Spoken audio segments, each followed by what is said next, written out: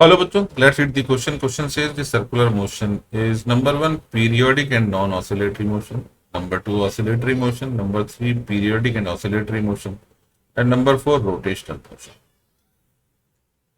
अब देखिए ऑसिलेशन और पीरियोडिक मोशन में डिफरेंस ये है, यानी ऑसिलेशन भी एक पीरियोडिक मोशन होता है और सर्कुलर मोशन तो पीरियोडिक मोशन है ही। तो पीरियोडिक मोशन किसको बोलते हैं? The motion which repeats itself eight a regular time interval. तो ये बात तो कंफर्म है कि हमारा सर्कुलर मोशन एक रिपीटेड मोशन है, तो पीरियोडिक होने में तो कोई भी इशू नहीं है। इट इज पीरियोडिक अनडाउटली, तो it is periodic in nature.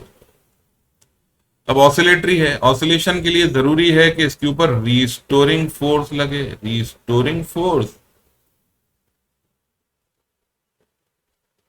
और रीस्टोरिंग फोर्स के साथ साथ इसके पास एक मीन पोजीशन होगी जहां पर इस पर नेट फोर्स जीरो हो जाएगा।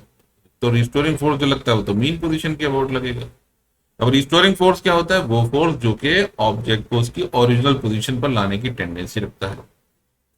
तो अब सपोज कीजिए ये हमारी स्ट्रेट लाइन पाथ है और ये हमारा मीन पोजीशन है। तो अगर हमारा फोर्स ऐसे मीन पोजीशन की तरफ लगेगा और इधर भी मीन पोजीशन की तरफ लगेगा, यानी अगर राइट हैंड साइड जाएगा तो फोर्स का डायरेक्शन लेफ्ट हो गया और लेफ्ट हैंड साइड जाएगा तो फोर्स का डायरेक्शन राइट हो जाएगा। साथ ही साथ force is proportional to displacement. Displacement और इसकी कोई भी पावर ऑड नहीं।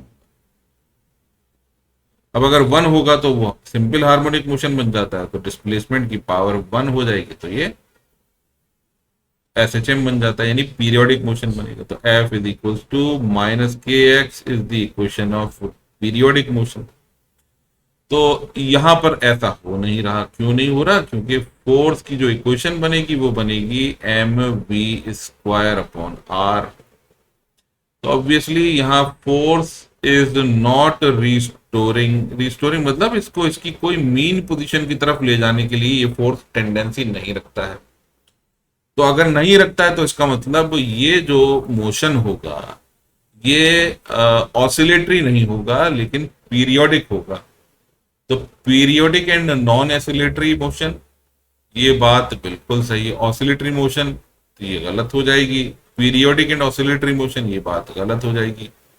और रोटेशनल मोशन होने के लिए एक्सिस ऑफ रोटेशन बॉडी के अंदर से पास होना चाहिए, और सर्कुलर मोशन अगर है तो एक्सिस ऑफ रोटेशन हमेशा बॉडी के बाहर होगा।